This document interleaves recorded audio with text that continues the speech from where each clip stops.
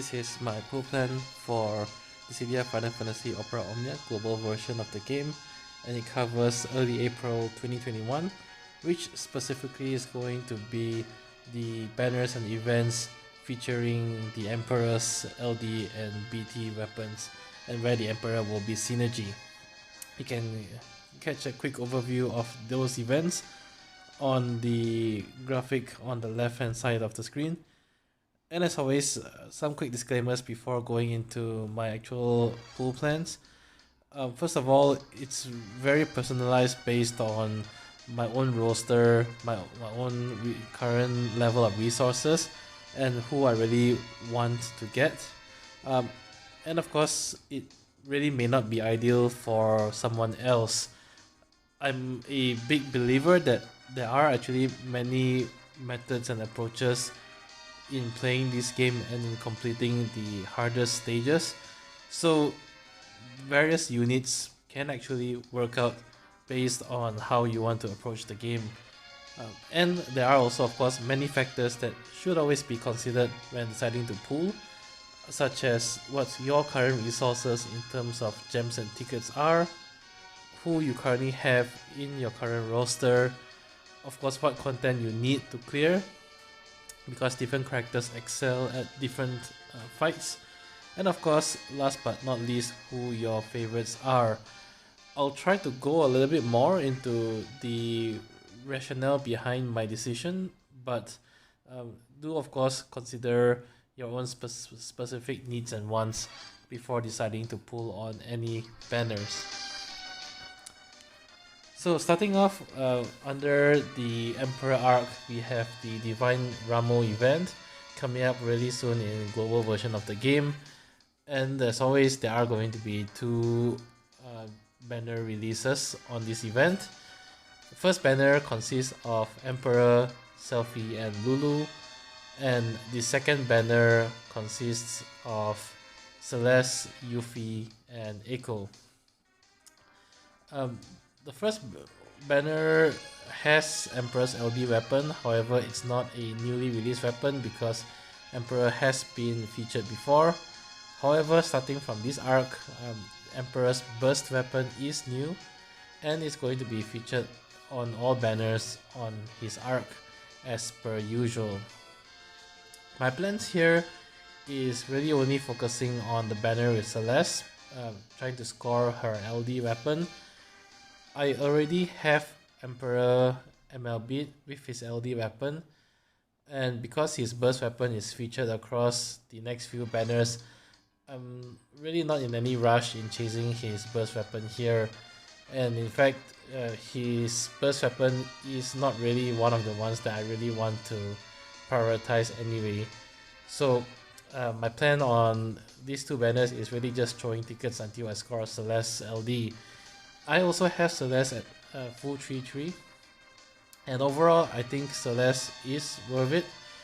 She is actually a very formidable tank, and as you guys have experienced, tanks have a very high value in the game given their scarcity amongst the characters.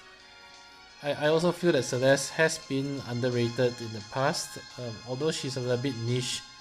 Before the fights where she does hold value, she tends to really excel and break the fight. And the fact that she now comes with Ice Enchant and Ice Imperil, I think it really just adds to her overall utility.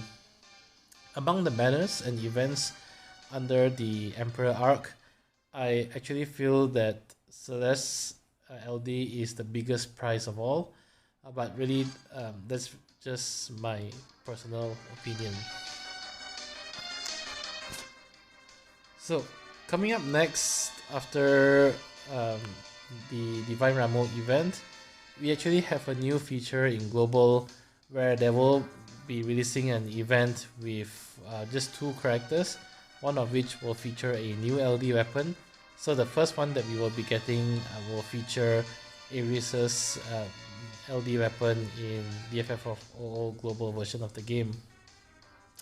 And as always, our Emperor's burst weapon is also obtainable in this banner. My plan here is to continue on my trend of tickets to try to score Aries' LD.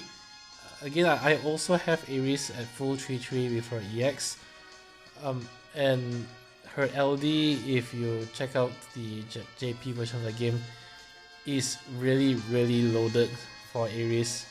So for one thing, it grants her a follow-up attack after her HP plus, and her follow-up attack is really loaded.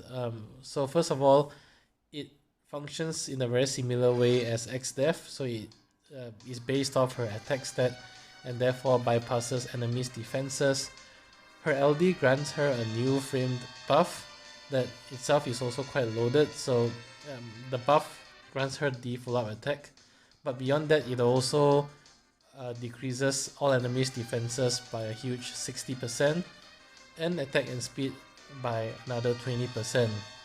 And because this is tied to a framed buff on Aries and not an actual debuff, it actually stacks with other debuffs that you can have.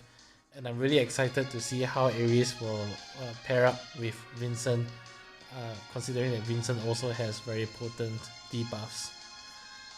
Beyond that, once her LD is up, her attacks also inflicts a frame debuff on the enemies, which although only lasts I think for 2 turns, is quite formidable because it prevents the enemies from buffing themselves, which sometimes can be a huge lifesaver in Lufenia fights.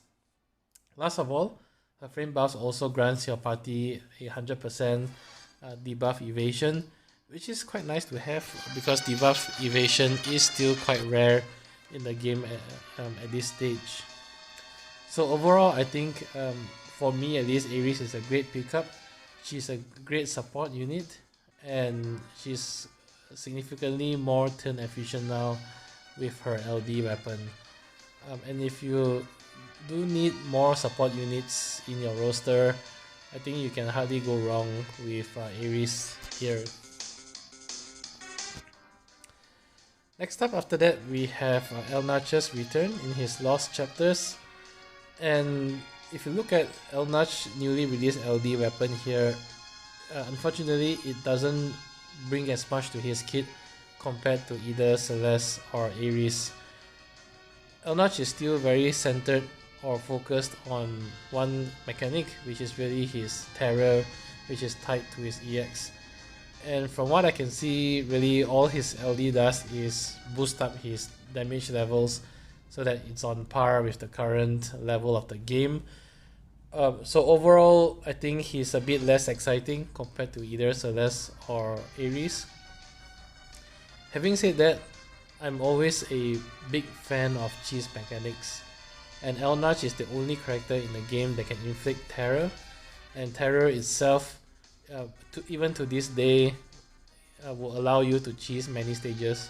In fact, I've used Elnach with just his EX on many Lufenia stages because he allows you to terror cheese the stage. And just on the virtue that I'm a big fan of cheese mechanics, I will actually still be pulling for Elnach, and I will be throwing tickets until I score his LD. So at this stage, you know, there's already 3 events in a row where I'll be using tickets.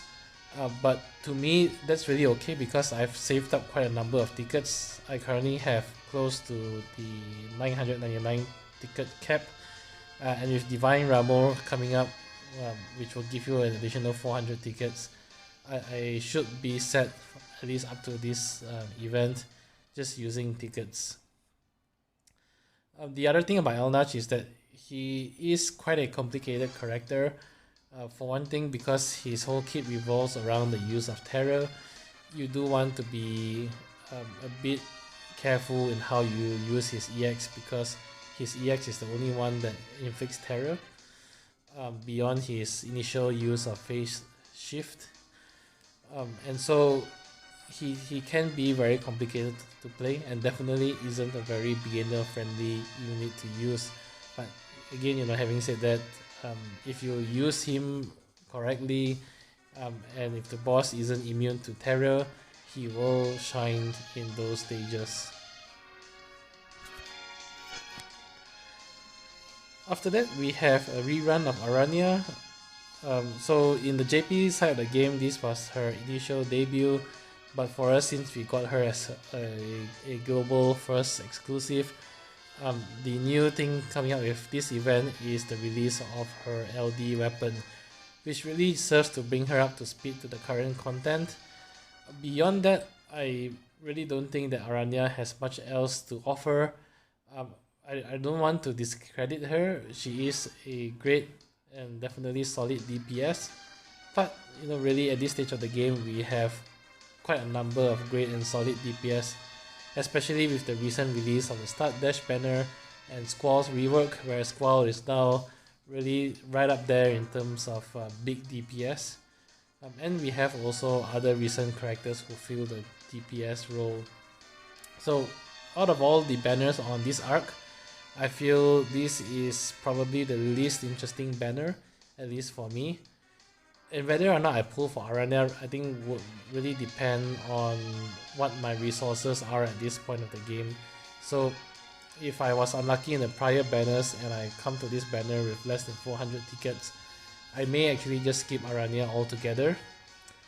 But if my ticket stash is still quite healthy coming into this banner, and especially if I still have not scored Emperor's Burst weapon yet, I will probably use tickets to aim for Arania's LB, particularly because it wouldn't be a huge investment for me since my Arania is already at 3-3 MLB, so it's really just her LD weapon I'm missing. So let's see. Hopefully I will still have enough tickets coming into this banner. But in case whether you are wondering whether this is the right unit for you, I think it really depends on how much of a DPS character do you actually need at this stage of a game. She does have some utility in the fact that she can break delay, but again, she's not unique to this, and especially with Lightning released or re-released in the Start Dash banner, I think is a great unit if you want to focus on break delay shenanigans. So again, choice is yours, but for me, it's somewhat of a lower priority. So that's it for this arc with the Emperor. Long story short, to summarize everything, I will be skipping Emperor's main banner because I already have his LD and EX weapons. I'll be using tickets for Celeste's LD and Aries' LD, and to me these are the two big prizes in early April. I will be using tickets for El Nach's LD because again I'm a big fan of cheese, and whether or not I pull for Arania will really depend on my resources. I think I will probably put 400 tickets as my benchmark and base my decision on the number of tickets I have during her event. So in terms of MLB priorities, this covers who I feel would be deserving of ingots and power stones if you are limited to in those resources. And again, it's also based on what roles they're missing overall. But I would really prize Celeste and Aries because they do have significant utility in being a tank and support unit, and their damage is actually still quite nice, or I guess quite solid I should say, at this stage of the game. Beyond that, I think it's a toss-up between Emperor, Elnach or Arania, and that would depend on your playstyle and which roles you have missing. So for example, if you already are loaded up on DPS units, I think then Elnach will age out Emperor and Arania because he does have the utility in Terror. But if you need say a magic DPS, then Emperor is a great pickup. Or if you need a ranged DPS who does great AoE, then Arania will be in front of Emperor or Elnach. So that's it. I hope this video has been informative. As always, if you enjoyed the content, do leave a like or subscribe. It really helps a lot. Till then, I'll see you in the next video. Bye bye.